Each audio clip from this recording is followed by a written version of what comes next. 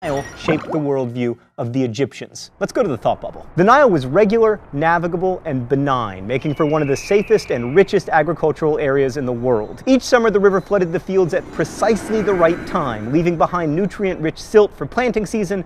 Planting was so easy that Egyptians just tossed seeds around the silty earth and then let their cattle or pigs walk on it to press the seeds into the ground, and then boom!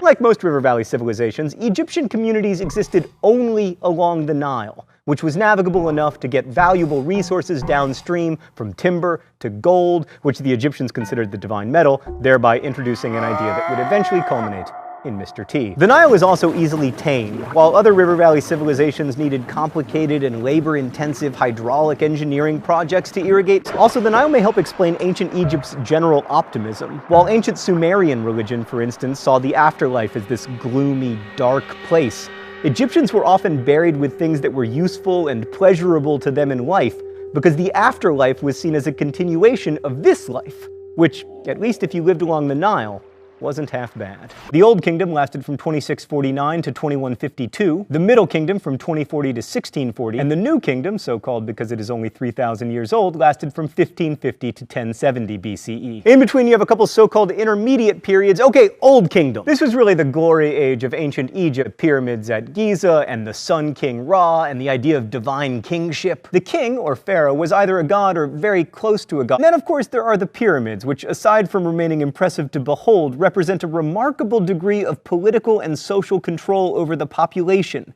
because it is not easy to convince people to devote their lives to building a sarcophagus for someone else. The most famous pyramids were built between 2575 and 2465 BCE. The one with the Sphinx was built for Khephren. The largest, the Great Pyramid, was built for the pharaoh Khufu. The pyramids were built partly by peasants who were required by Egyptian law to work for the government a certain number of months per year. Last thing I want to say about Old Kingdom Egypt, it was ridiculously rich. But then, around 2250 BCE, there were a series of droughts and pharaohs started fighting over who should have power, and we had an intermediate period.